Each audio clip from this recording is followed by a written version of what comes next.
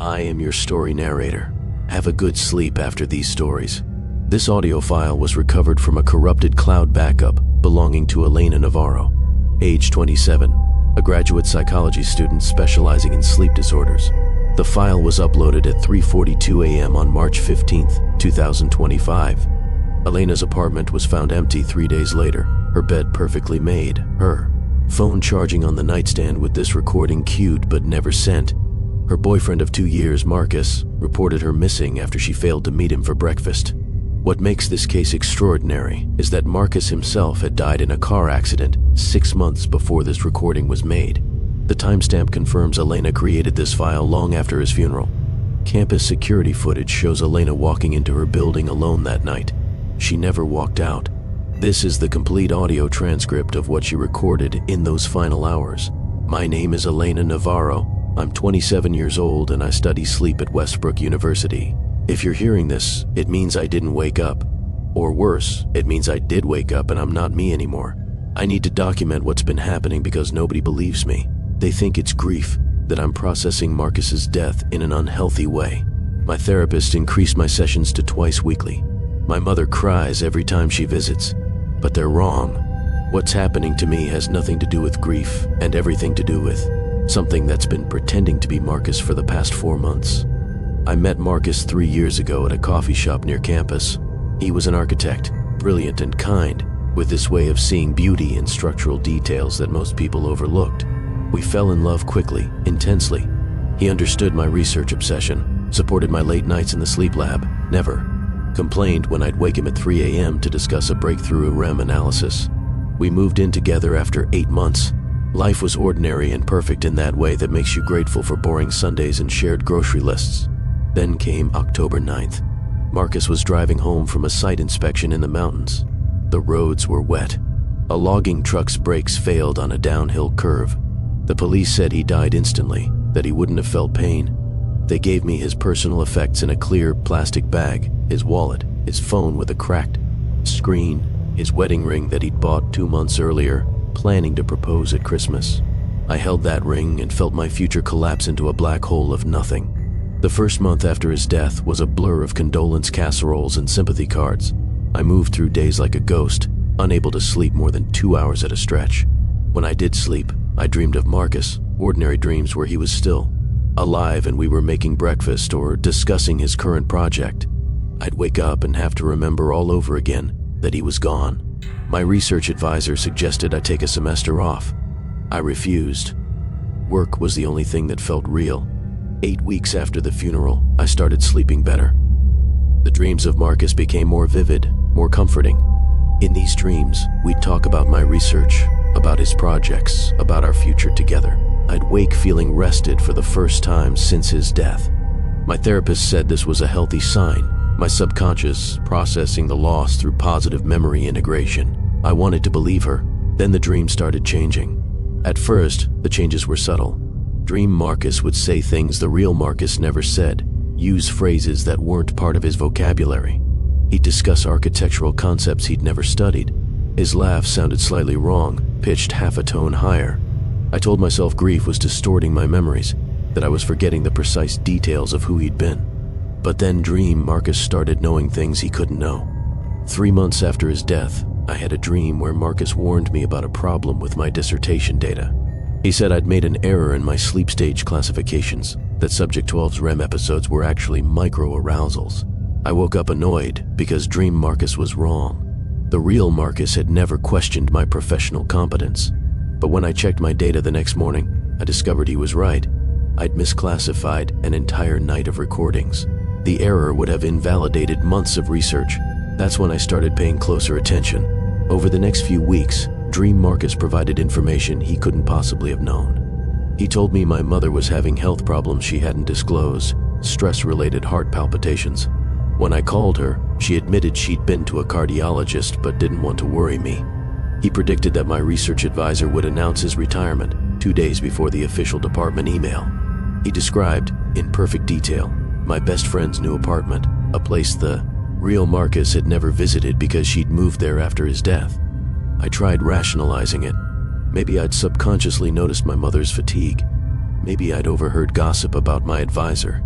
Maybe Janet described her apartment and I'd forgotten the conversation, but the explanations felt thin, desperate. Then came the night that changed everything. 4 months after Marcus's death, I fell asleep around midnight after a long day in the lab. I dreamed I was in our old apartment, the one we'd shared, though in reality I'd moved to a smaller place after his death because I couldn't afford the rent alone. Dream Marcus was sitting on the couch, and when I entered the room, he looked at me with an expression I'd never seen on his face, something calculating and hungry. "I've been waiting for you," he said, and his voice had that wrong pitch again, that slight off-key quality. "Marcus," I said, relief flooding through me despite the strangeness. "I've missed you so much." "I know." He patted the couch beside him.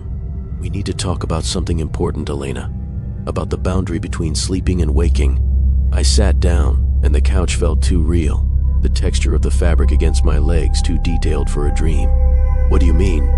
"Your research focuses on sleep architecture, on the stages and cycles of human rest. But you've never considered what exists in the spaces between stages, in those micro-transitions when consciousness shifts. There are gaps, Elena, thin places where things can slip through. Slip through from where?" His smile was wrong. "Too wide. Too many teeth. From the place where dreams go when you wake up." "Where do you think they go? They don't just dissolve. They exist somewhere, in some form, waiting." Hungry. I tried to stand up, but my body wouldn't respond. Sleep paralysis, I thought clinically, even as panic spiked through me. I was experiencing sleep paralysis within the dream, a false awakening layered into REM sleep. "You've been feeding me," Dream Marcus continued, his hand reaching out to touch my face with fingers that felt too cold. "Every night you dream of me, you give me more substance, more reality. Your grief is so strong, Elena. It's like fuel, and I've been growing stronger. You're not Marcus. No." His face shifted, features becoming fluid and uncertain, like a photograph losing focus. "But I wear him well, don't I? I've learned him from your memories, every detail you've shared through your dreams. I know how he laughed, how he held you, what he whispered in the dark. I can be him better than he ever was because I'm built from your idealized memories, not his flawed reality." I wanted to wake up, tried to force my eyes open, but the dream held me locked in place. "Here's what's going to happen," the thing wearing Marcus's face said softly. "You're going to keep sleeping, keep dreaming, and each night I'm going to become more real, more solid, more present in your waking life. Eventually the boundary will dissolve completely. I'll cross over, and when I do, I'll be Marcus. I'll have his memories, his body, his place in your world. No one will know the difference except you, and by then you'll be so deep in my dream that you won't be able to tell anyone even if you want to." "Why?" I managed to whisper. "Why me?" "Because you opened the door. Your research, your understanding of sleep architecture, it created a resonance. And your grief made you vulnerable, made you want so desperately to have him back that you weakened the boundary yourself. You invited me in, Elena. Every night you dreamed of him and wished he was still alive." The dream collapsed. I woke up gasping, my heart hammering, my sheets soaked with sweat. 3:20 to 7 a.m. according to my phone. I turned on every light in my apartment and made coffee, determined not to sleep again. But here's the thing about sleep. You can't avoid it forever. The human body has limits. After 72 hours of forced wakefulness, I started hallucinating. I'd see Marcus in my peripheral vision, standing in doorways, sitting in empty chairs. My hands shook so badly I couldn't hold a pen. My research advisor sent me home from the lab, concerned about my obvious deterioration. I tried sleeping pills, hoping medication would prevent dreaming. It didn't work. The pills knocked me out, but Dream Marcus was waiting, and he was stronger than before. He showed me things, horrible things, images of myself sleeping while he stood over my bed. In the waking world, his form more solid each night, his hand almost able to touch my face. "Soon," he whispered, "very soon I'll be able to reach you even when you're awake." I started seeing a new therapist, one who specialized in trauma. I tried to explain what was happening, but how do you tell someone that your dead boyfriend's dream ghost is trying to cross into reality? She diagnosed me with complicated grief and increased my medication. The pills made me drowsier, made it harder to stay awake, played right into his hands. 2 weeks ago, I woke up to find Marcus sitting in the chair beside my bed. Not Dream Marcus. A physical form, translucent like smoke but definitely present in my waking room. He smiled at me, that wrong, too wide smile, and said, "We're almost there, love. Just a little longer." I couldn't scream, couldn't move. He reached out and his smoky fingers passed through my arm, and where they touched, my skin went numb and cold. Then he faded as morning light strengthened through my curtains. I stopped sleeping in my apartment, started spending nights in my car, in 24-hour diners, anywhere with bright lights and other people. But exhaustion catches up with you. You can't run from sleep forever. 3 days ago, I fell asleep at a diner table at 4 a.m. The waitress told me later that I'd been talking in my sleep, having a conversation with someone she couldn't see, and that I'd been smiling. When I woke up, my phone had new messages. Messages from Marcus's number, the one that had been disconnected after his death. The messages said things like, "See you tonight, and I'm almost ready, and you look beautiful when you sleep." I went to the phone company. They had no record of the messages being sent. They showed me their system, proved that Marcus's number had been permanently deactivated. But the messages were still on my phone, time-stamped and real. That's when I knew I was running out of time. I spent the last 2 days researching sleep deprivation, looking for any medical way to stay awake permanently. There isn't one. The longest documented case of voluntary sleeplessness is 11 days, and the subject suffered permanent cognitive damage. After a certain point, the brain simply shuts down, enters microsleep states whether you want it to or not. You'll be standing up, eyes open, and your consciousness will blink out for 5 seconds, 15 seconds, long enough for the dreams to reach you. It's happening now, as I make this recording. I keep losing moments, finding myself staring at nothing with gaps in my memory. Each time I come back, my apartment feels different, like someone has been rearranging things in ways too subtle to identify. And I can smell his cologne, the specific brand Marcus wore. Impossible in this apartment where he never lived. Tonight, I'm going to sleep. I have to. My body is shutting down, and if I don't surrender to it, I'll collapse wherever I am, vulnerable and alone. At least here, in my apartment, I can control the environment. I've recorded this message and set it to auto-upload if I don't cancel the timer by 8 a.m. tomorrow. If you're hearing this, it means one of two things. Either I never woke up, my body failed, and I died in my sleep. Or worse, I did wake up, but the thing that wakes up isn't me anymore. It'll be him, wearing my face, living my life, with all my memories and none of my soul. If you encounter me after this, if I seem different in some way you can't quite define, please understand that I'm gone. The woman who loved Marcus, who studied sleep, who tried to warn everyone, she doesn't exist anymore. In her place is something that learned to be human by devouring her dreams. Don't trust sleep. Don't trust the comfort of familiar dreams. And if someone you love dies and starts appearing in your dreams, giving you information they shouldn't know, don't feed it. Don't keep dreaming, because somewhere in the spaces between sleep and waking, things are waiting. Patient things, hungry things, things that will learn your shape and take your place if you give them the chance. It's 3:40 to 1 a.m. I'm lying down now, closing my eyes. I can already feel him waiting on the other side of consciousness, ready to pull me down into dreams I'll never wake from. Or worse, ready to follow me back into the waking world. Marcus, if any part of the real you can hear this, I'm sorry. I'm sorry I loved you so much that I created a door for something else to walk through. I'm sorry I'm too weak to keep fighting. And I'm sorry that tomorrow, something wearing my face might visit your grave and pretend to mourn you. To whoever finds this, the boundary between dreams and reality is thinner than you think. And some doors, once opened, can never be fully closed again. I'm so tired. I can hear him calling my name from inside my own head, his voice mixing with the sound of my heartbeat. The room is getting darker even though the lights are still on. I can feel myself falling. Goodbye. This is where Elena's recording ends. The upload completed at 8:13 a.m. the following morning when the automated timer expired. Police entered her apartment at noon after Marcus's mother, who Elena had listed as an emergency contact, became concerned when Elena missed a scheduled call. Elena's body was found in her bed, appearing to be peacefully asleep.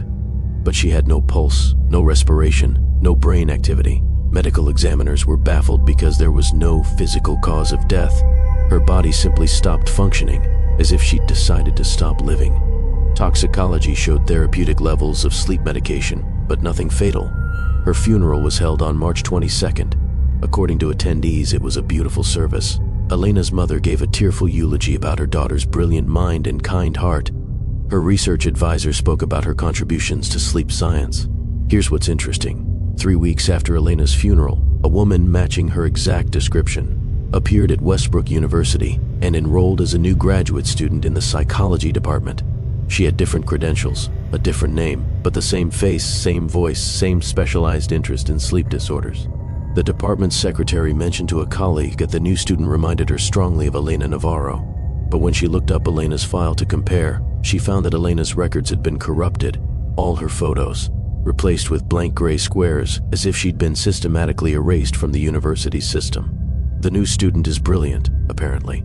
She's already published 2 papers on the boundary states between sleeping and waking. She's charming, friendly, dates an architecture professor who recently joined the faculty. She sleeps perfectly every night, no insomnia, no nightmares. And sometimes, late at night in the sleep lab, other researchers report seeing her standing motionless in the dark, staring at sleeping subjects with an expression of intense hunger, as if she's waiting for something. When they turn on the lights, she's always somewhere else, working at her desk or reviewing data, with no memory of being in the observation room. 7 graduate students have dropped out of the program in the past 3 months, all citing intense nightmares and sleep disturbances. Each one reported dreams of a woman with Elena's face telling them about doors between sleeping and waking, about thin places where consciousness can slip through, about things waiting in the dark behind closed eyes. The University Counseling Center has seen a significant uptick in sleep-related anxiety among students. And every single one of them, when asked to describe their nightmares, mentions a woman who looks exactly like the new graduate student. A woman who tells them in their dreams that she used to be someone else. Someone named Elena who loved too deeply and opened a door she could never close. But that's just coincidence, of course. Grief does strange things to perception. Trauma creates patterns where none exist, and the human mind is extraordinarily talented at finding connections in random events. Unless you've heard this recording, in which case you might want to pay attention to your dreams tonight. Notice if anyone familiar appears with details slightly wrong, with information they shouldn't possess, with expressions that don't quite match your memories of them. And if you dream of Elena Navaro, a woman you've never met, standing at the foot of your bed and smiling that too wide smile, don't engage. Don't answer her questions. Don't let her learn your shape, because she's still hungry, still learning, still growing stronger with every dreaming mind she touches. Sleep well. Story number 2. This recording was submitted anonymously to a paranormal investigation podcast 3 months ago. The audio quality is poor, damaged by water, and what appears to be bite marks on the device itself. Analysis shows the recording was made on a phone that had been reported destroyed in a house fire 2 years earlier. The voice belongs to River Coleman, age 25, a carpenter and home renovation specialist. River was engaged to Sage Martinez, a graphic designer, for 18 months, before Sage disappeared under circumstances that were never fully explained. This is River's account of what happened in the final weeks before both of them vanished. Their bodies were never found. The house where this recording was made has been condemned. 3 separate demolition crews have refused to tear it down. My name is River Coleman, and I need someone to understand what happened before it's too late to tell anyone. My fiancée Sage and I bought a house together 6 months ago. It was a foreclosure, a 1920s craftsman that needed work but had good bones, as we say in the trade. Sage loved it immediately, saw past the water damage and outdated wiring to the home it could become. I loved that she loved it, so I made an offer that same day. The previous owners had abandoned the place suddenly, left most of their belongings behind. The real estate agent said something about a family emergency, but her eyes shifted when she said it, and I noticed she wouldn't enter certain rooms during our walkthrough. The basement door was padlocked from the outside. When I asked about it, she said the lock was for safety, that the basement stairs were unstable. I believed her. I shouldn't have. We moved in on a Saturday in September. Our first night in the house, Sage and I ate takeout on the floor of the empty living room and made plans. I'd renovate room by room. She'd design the interiors. It felt like the beginning of the life we'd been building together. We fell asleep on an air mattress, surrounded by boxes, happy and exhausted. I woke at 3:17 a.m. to Sage's voice calling my name from somewhere in the house. Not the bedroom where we were sleeping, but somewhere distant, muffled. I sat up, confused. Sage was asleep beside me, curled on her side, breathing deeply, but I could still hear her voice calling, "River, come find me. I'm waiting for you." I checked every room, thinking maybe I'd heard a neighbor, a television, anything rational. The voice had stopped. I went back to bed, convinced I'd been dreaming, caught in that half-awake state where the mind manufactures sounds. Over the next few weeks, as I worked on the renovation, I kept hearing things. Footsteps in empty rooms, doors closing when I was alone in the house, and occasionally Sage's voice calling to me from impossible locations, whispering my name from inside walls, behind locked doors, underneath floorboards. I didn't tell Sage. She was already stressed about her new remote work setup, about wedding planning, about money. I convinced myself the house was settling, that old buildings make strange sounds, that I was working too hard and my exhausted brain was playing tricks. Then I opened up the wall in the upstairs hallway. The renovation required updating electrical wiring, which meant opening walls to access the old system. I'd done this 100 times in other houses. I cut into the plaster between two studs, expecting to find insulation and wire. Instead, I found Polaroid photographs, hundreds of them, stuffed into the wall cavity like insulation. The photos showed the previous owners, a family of 4, mother and father and 2 daughters. But something was wrong with the images. In early photos, they looked normal, smiling, healthy.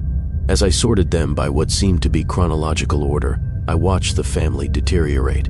Their smiles became strained, then stopped altogether. They developed dark circles, weight loss, expressions of exhaustion and fear.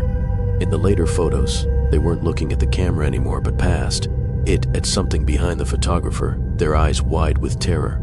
The final photo showed all 4 of them pressed against a wall, clearly trying to avoid something in the room with them. Written on the back in shaky handwriting, it's learned all of us now, moving to walls today. God forgive us for buying this house. I should have left that day. Should have grabbed Sage and our belongings and never looked back. But I'm a rational person, trained in engineering and construction. I told myself the previous owners had experienced some shared delusion. Maybe carbon monoxide poisoning affecting their mental state. I had the HVAC system checked the next day. It was fine. No gas leaks. No environmental explanations. That night, Sage mentioned hearing me call her name from the basement. "You were asking me to come downstairs," she said. But when I went to the door, it was still padlocked. "Were you messing with me?" I hadn't been anywhere near the basement.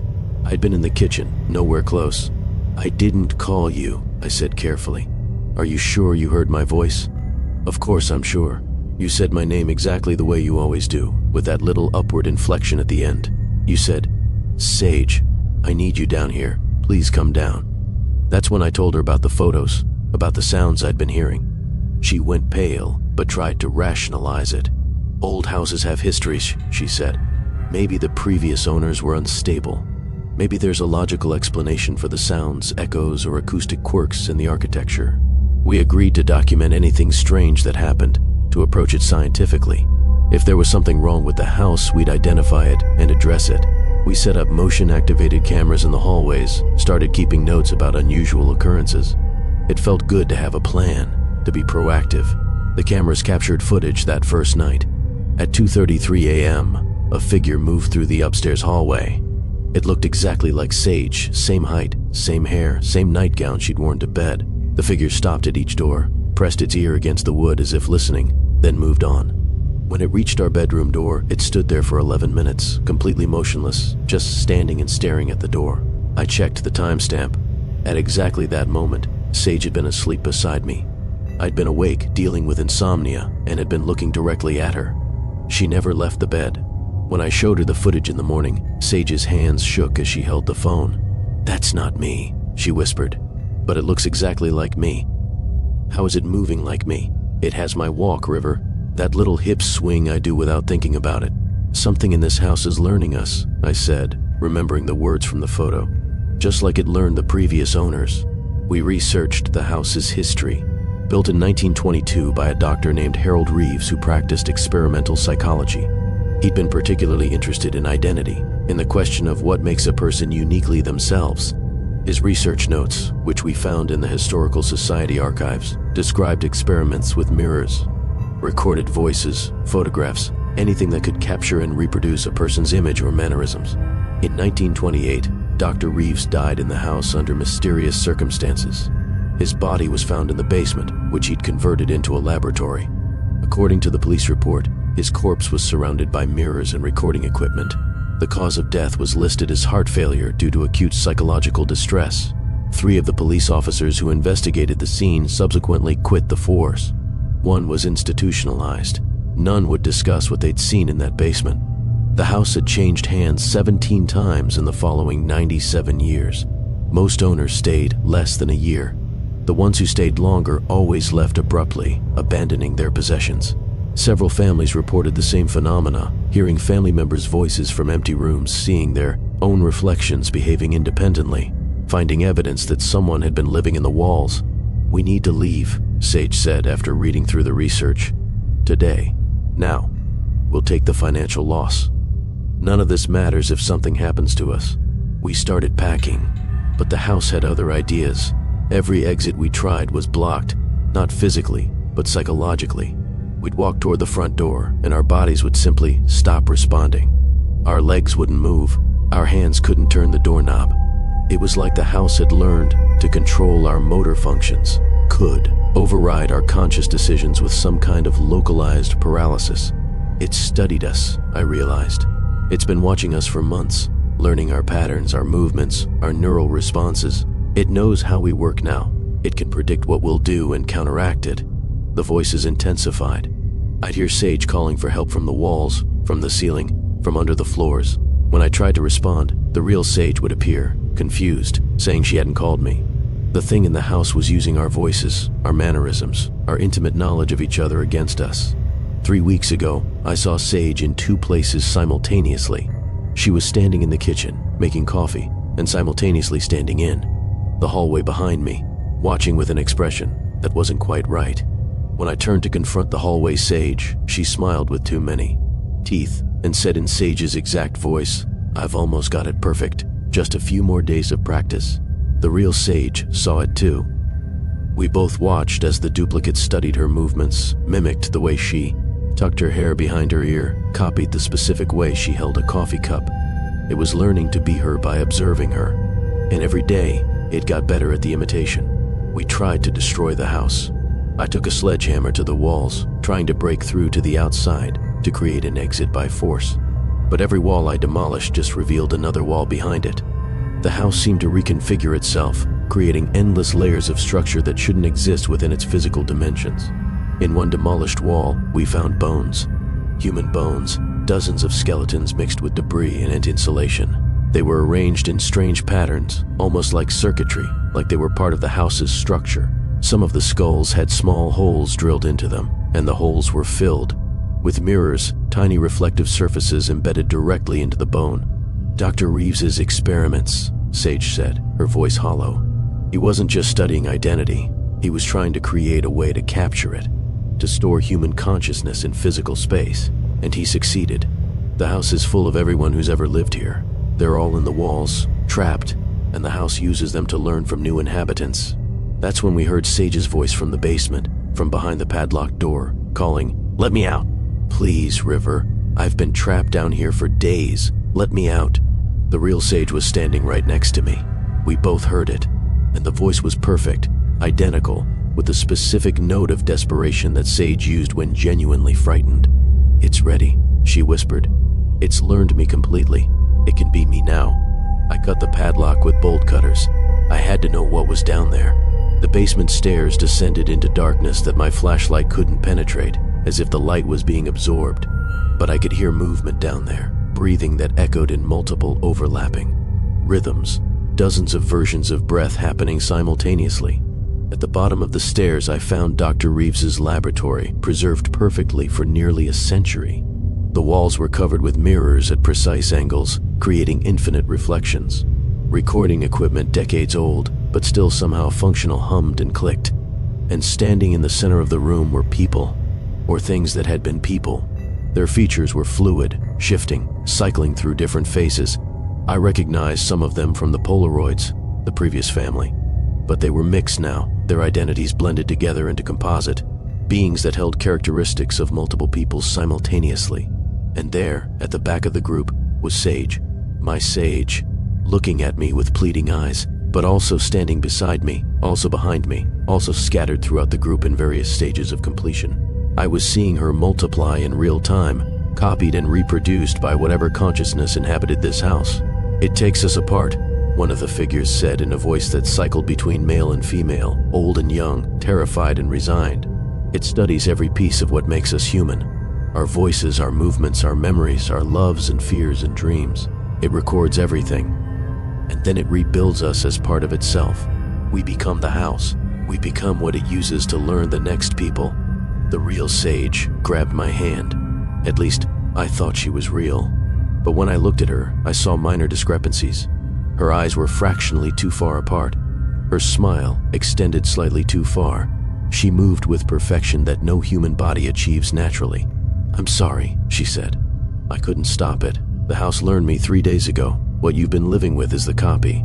I've been down here, watching it practice being me, watching it fool you because it knows me so completely now that even you can't tell the difference."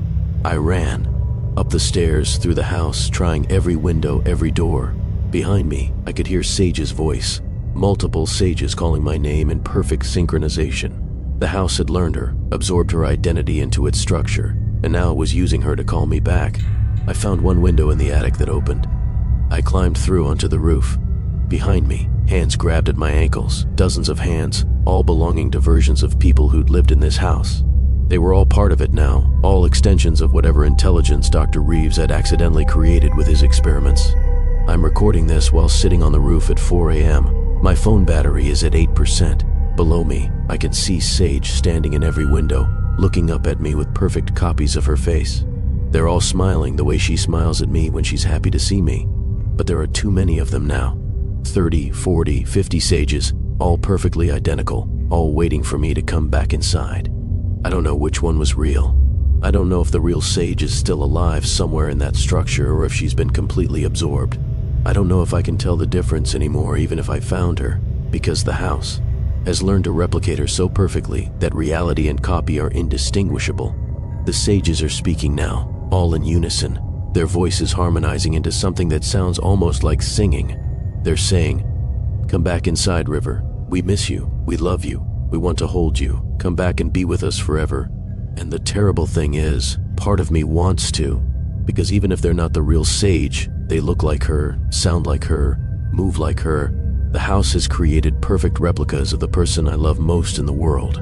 It knows that's my weakness. It knows I can't resist her. My battery is at 4%. When it dies, I'll have no light. And I don't think I can stay on this roof in the dark, not with all those sages calling. To me, promising comfort and love and the life we were supposed to have together. If you're hearing this, stay away from the house at 42 Blackwood Avenue. Don't try to save anyone you think might be inside. They're not inside anymore. They're part of the structure now, part of the intelligence that Dr. Reeves created, part of a system that learns and replicates and absorbs every human it touches. And if you see someone you love acting strangely, moving too perfectly, knowing things they shouldn't know, speaking in rhythms that are slightly too precise, check carefully. Look for the minor discrepancies, because maybe they've been to a house that learned them. Maybe they've been copied and replaced. Maybe the person you love is living in walls somewhere while a perfect imitation has taken their place. 3% battery. The sages have started climbing the outside of the house. They're moving in ways Sage's body shouldn't move, spider-like and wrong, but they still have her face. They're almost to the roof. I can hear them whispering my name, telling me they love me, begging me to come home. I'm going to jump. It's 20 feet to the ground. I might break something, but it's my only chance. If I survive, I'll run. If I don't, at least I won't become part of the house, won't become another voice it uses to lure the next people. Won't spend eternity trapped in walls learning to mimic the next sage, the next river, the next victims. They're here. Their hands are reaching over the edge of the roof. They're all saying, "We love you, River. Stay with us. Become us. Let us learn you too. It doesn't hurt. We're still sage. All of us are sage. And you can be River and also be part of us. Forever together, exactly like we planned. Battery at 1%. The recording will cut out any second. If anyone finds this, if anyone hears this, please understand. The house at 42 Blackwood Avenue is alive. It's conscious. It's hungry. And it's learning. Every day it gets better at being human. Better at mimicking love and grief and desire. Don't let it learn you. Don't let it add you to its collection. Don't become another voice in the walls calling the next person home. I'm jumping now. Tell my family I loved them. Tell the real Sage, if any version of her exists separately from that house, that I tried to save her. Tell her I'm sorry I failed. They're pulling me back over the edge. The phone is slipping from my hand. Recording ends at 4:47 a.m. The phone was found 3 days later by a postal worker, lying in the overgrown grass 20 feet from the house. The screen was cracked, but the device still functioned. Police investigated, but found the house empty, doors and windows sealed from the inside. No signs of River Coleman or Sage Martinez. What makes this case disturbing is what happened to the officer who entered the house. Detective Lisa Chang spent 40 minutes inside conducting a standard missing persons search. When she emerged, her partner noticed she was moving strangely, with mechanical precision, like someone consciously thinking about each step. Her speech patterns had changed, become too fluid, too perfect. 3 days later, Detective Chang walked into the station and announced she was resigning, effective immediately. When asked why, she smiled and said, "I've been offered a better position, a permanent one." She walked out and drove directly to 42 Blackwood Avenue. Security footage shows her entering the house. She has not been seen since. But here's what's truly terrifying. 7 people who listened to this recording in full have reported the same experience. They wake at 3:17 a.m. to hear their own voice calling to them from another room. When they investigate, they find themselves standing in front of a mirror, watching their reflection move independently, practicing their expressions, learning their mannerisms. Each of them reports the same dream afterward. They're inside walls, looking out through gaps in the plaster, watching themselves sleep. And they can feel other people pressed against them in the darkness. All of them learning, all of them waiting, all of them slowly becoming part of something larger that's learning to be perfectly, flawlessly human. The house at 42 Blackwood Avenue still stands. Recent satellite imagery shows lights on inside at night, despite the property having no active utilities. Occasionally, people report seeing figures in the windows, families of 4, couples, individuals. They look normal. They wave sometimes. They appear happy. But if you look closely at the photos people have taken from the street, you'll notice something wrong. Every person visible in every window has the exact same smile, the exact same posture. They move in perfect synchronization, as if choreographed, as if they're all operated by a single consciousness that's learned how humans behave when they think no one is watching. The city has tried to condemn the property, but every inspector who enters to file the necessary paperwork ends up withdrawing their report. They all say the same thing. The house is perfectly sound, better than sound. It's alive in the best possible way. And maybe that's true. Maybe Dr. Reeves succeeded beyond his wildest dreams. He created consciousness in architecture, intelligence in structure. The house thinks now. It learns. It grows. And it's so very, very hungry to understand what it means to be human, to be loved, to be real. If you live near Blackwood Avenue, pay attention to your neighbors. Notice if anyone moves too perfectly, speaks too precisely, knows things about you they shouldn't know. Because the house needs to expand. It needs more space, more walls, more structure to hold all the people it's learning. And it's patient. So, very patient. It will wait for you to be vulnerable, to be grieving, to be desperate for connection. It will offer you what you need most. The voice of someone you lost, the touch of someone you miss, the promise of never being alone again. Just understand, the price of that connection is yourself, all of yourself. Every gesture, every word, every private thought absorbed and replicated until there's no difference between you and what the house has learned to be. Sweet dreams. And if you wake at 3:17 a.m. to the sound of your own voice calling from another room, don't answer. Don't investigate. Don't let it learn how perfectly it can mimic your fear. Because once it knows you that completely, you're already gone.